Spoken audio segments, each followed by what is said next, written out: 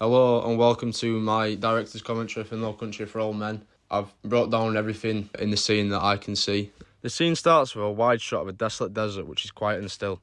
The only movement is an old Texaco sign swaying gently in the breeze. The camera stays on the desert for 5 seconds to give the audience more of an understanding of where the scene is being filmed before it moves to the shopkeeper played by Gene Jones. We then cut to a first glimpse of Anton, the main antagonist character within the film.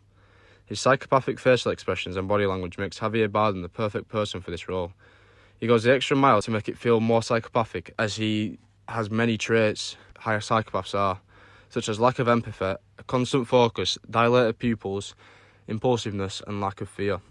Although Javier Bardem was very insecure about this role, he gave his all, which shows how he's the perfect person for this role. Hence the reason he won an Oscar for this role as well. Bardem's dream was to be in a Coen Brothers film. He was unsure about this role though, because he couldn't drive, speak English and hated violence. Bardem was nearly replaced by Mark Strong due to scheduling issues, but the issues were resolved and he carried it through.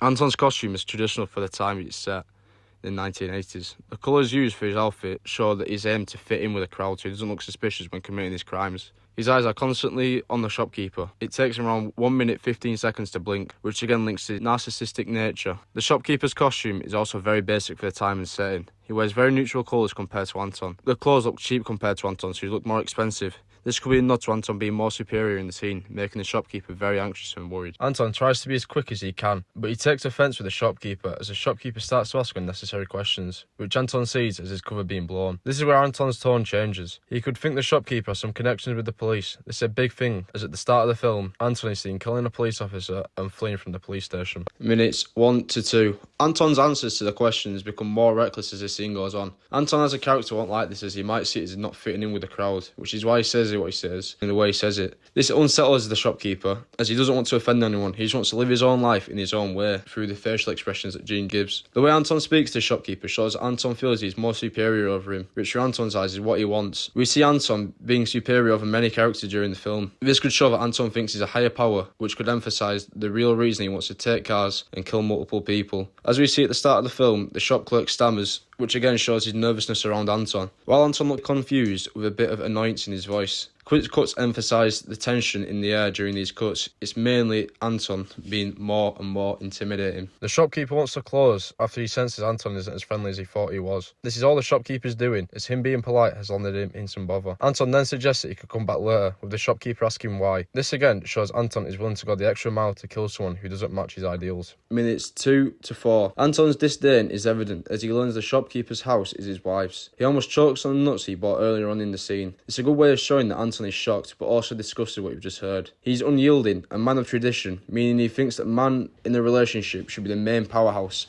bringing in the main income and providing for his family. Obviously the shopkeeper is, but in Anton's eyes, he's married his way into the house and business, which isn't very manly. The shopkeeper brings up his family in a bid to try and make Anton feel bad for potentially doing something to the shopkeeper. Anton's tone turns cold, a huge difference to how he was at the start of the conversation. He then repeats, "You married into it," which shows how disappointed he is in the shopkeeper. The shopkeeper replies saying, "If that's the way you want to put it." Anton quickly replies, "I don't have anywhere to put it." At this point, Anton, with his god complex, would be killing this weak man, which leads him to flipping the coin. Before the coin flips for added tension, Anton finishes his peanuts and throws the wrapper on the counter. The camera lingers on the wrapper for a few seconds. Anton eats the nuts before paying for them. This again could show he's more in control with the situation. The camera quickly cuts to the shopkeeper's face, who's looking down at it with a worried expression on his face. Anton then asks a question: "What's the most you've ever lost in a coin toss?" The shopkeeper doesn't understand and questions Anton with repeating himself. The shopkeeper couldn't say, with Anton flipping the coin anyway. This again is Anton playing God, trying to manipulate people into playing his twisted game. The shopkeeper states he didn't put nothing up, with Anton quickly replying, "Yes you did, you've been putting up your whole life." Anton then changes subject, with the shopkeeper looking very lost in what is happening, asking a rhetorical question whether the shopkeeper knew what date was on the coin. At this point, as Anton isn't letting the shopkeeper finish his sentence, with the shopkeeper barely saying no, Anton replies 1958, followed by "It's been travelling 22 years to get here." The date on the coin obviously has some significance to Anton for some unknown reason. However, I think that Anton's coin could have been used before, which is why he knows the exact date on it.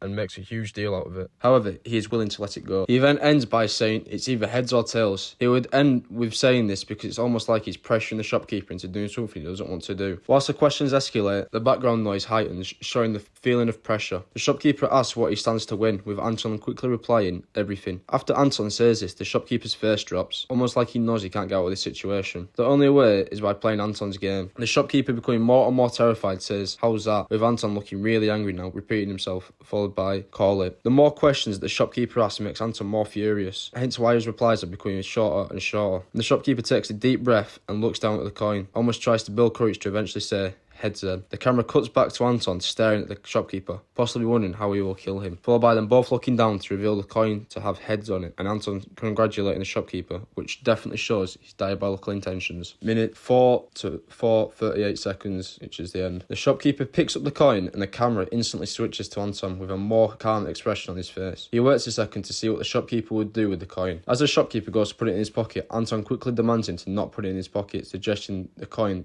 has a lot of importance for what could have been. Anton then suggests that it's his lucky quarter and to put it anywhere but his pocket. Anton then goes to leave the shop. Just as Anton leaves, his tone lightens again, highlighting his psychopathic nature and how he can quickly and easily switch from being cold and intimidating to more relaxed and fun. At this point, it's like Anton is accepting fate is against him in this instance and starts talking to the shopkeeper like he's a child. Anton's facial expression is like he's playing with a child. He raises his eyebrows just before he leaves the shop. This shows it's all just a game to him. As the camera switches to the shopkeeper, his hands are seen shaking, which shows the situation could have been a lot different. This sequence is to show Anton's major role throughout the full film. This scene is a perfect example of what purpose Anton's character is supposed to leave on the audience. He is made to make the audience question what his purpose in the film is. His bipolar nature makes him a character very effective. The fact he shows little to no emotion really makes him terrifying, as well as eerie to many people who watch the film. Thank you for watching this video. I hope it's helped your understanding with the film and the characters during this scene and the whole film in general.